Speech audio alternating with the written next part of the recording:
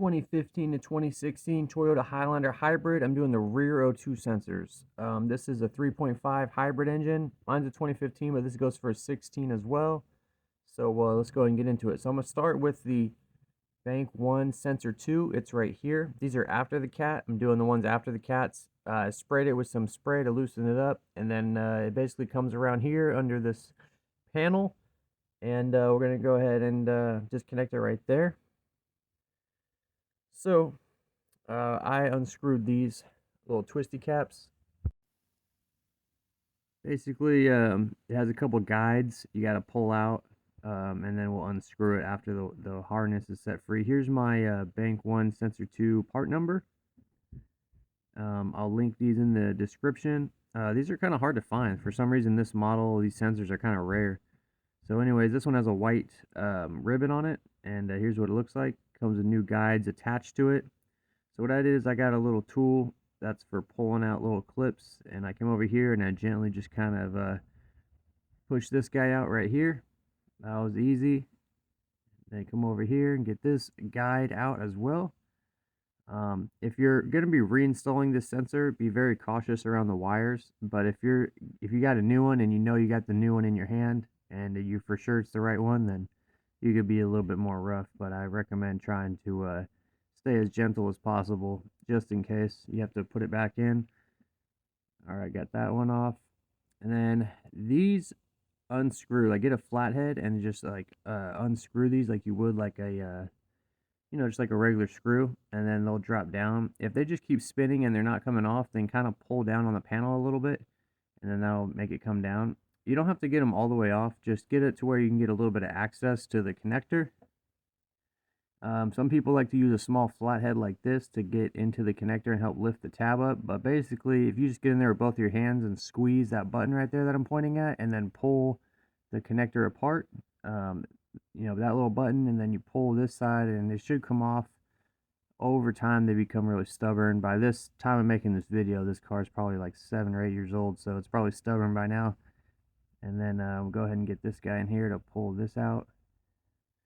The connector housing has a guide on it and it's plugged into the little bracket there, so we'll go ahead and get that out. Okay, so now we got to get this off. We can go ahead and unscrew the sensor. I got a 22mm wrench right here. Go ahead and get this on here, and then I'm gonna pull it towards the back of the vehicle to get it loose. Once you bust these loose, you can kind of unscrew them with your hand. I mean, obviously, hopefully the car is not hot. Hopefully you aren't just driving it now and the exhaust is hot, because you'll burn your hands really bad. But once you get them loose, you'll twist them. And notice that the harness will like want to tangle up and twist, so you got to be real careful with the harness. But yeah, I got that out right there. And then I'm going to go ahead and get my new one. Again, this is the Toyota OEM one. Links in description. It comes with stuff on the threads for rust protection. And so what you want to do is get up here, gently twist this like this, line it up perfectly. You got to be patient at this point. It's kind of a weird angle, so like don't lose your patience and just start screwing it in and getting it cross threaded, because then you'll have a whole heap of trouble on your hands. Oh yeah, make sure the harness isn't twisting and ripping too. The wires want to twist when you're turning it in. So what you do is you rotate the whole harness with the sensor as you're rotating it inwards. Go ahead and get this tightened down. Okay, I got that nice and tight. And I just go like pretty snug with like a quarter turn more. Once the sensor's in, then we can just work our way with the connectors, with the guides. So I'll plug this guide in right here. Okay, and then just basically you're just gonna be working your way back and plugging them in as you go. All right, and then once we get to the actual connector, I'll put this guide in first and then plug the connector in, just like that. All right, cool, got that on. And then once that's nice and tight, make sure it's nice and snug, and then we'll just these just push up. You just put it on the stud and just push it up. It'll go into place. Now let's move to Bank 2. Bank 2 Sensor 2 is right here. Again, I'm doing just the two that are after the cats. This has some metal guides that route the wire harness up into its connector. The connector is under a panel. So I'm gonna have to take this panel off right here. It's basically a bunch of 10 millimeters and a few clips. These 10 millimeters run all around the perimeter of this panel, and then you have a few clips in the middle that you just pop the center out, and then the whole clip will come out. So go ahead and get that out. Kind of takes a minute, but I think it's worth it than trying to reach up in there and scratching your hand and cutting your arm trying to get the connector disconnected. So even though it's kind of a pain to do all that, once you get the panel off, you'll see that you have full access to the connector right there. Just squeeze this button right here, and then we'll just undo the connector. Again, if you have like a tiny little screwdriver, you could push the locking tab up a little bit, or get some cred that's in there, preventing it from unlocking for you. So once we get this off, we're just gonna route the harness out of the little metal guides that it has. So these, you can just lift the harness up and then just gently push it out of there. Yeah, I'll show you what I mean. Like these, you could just push them out of their guides. You don't got to use a tool or nothing. There's a little hidden one over here. You want to get this one out. Like that. Okay, we got that one out. And then come down here, and then we're going to unscrew this bottom sensor. Same 22 millimeter wrench. We're just going to basically get it loose like this. Pull it towards the front of the vehicle. That'll pop it loose. Hopefully it's not too tight for you. And then once you pop it loose, you could just use your hands to unscrew it, as long as it's not hot or nothing. The little guide that's on the sensor, don't lose that, because we got to switch it over. So got my old one here, and got my new one. This is a Toyota one, has a red ribbon on it, and then it's there's the part number, links down below. I highly recommend going Toyota. I tried to go Denso, and it was they were sending me the wrong sensor like 3 times in a row. It was a big mess. So we're gonna pop this little guide off of here and then attach it to your new sensor. It should just be able to clip on. Also, Densos are good sensors most of the time, but if you could go OEM with an O2 sensor or air fuel sensor, that's like the way to go. I only go aftermarket if I absolutely have to. Just, there's just some bad brands out there. Denso is probably the best brand, but still, I try to go OEM if I can.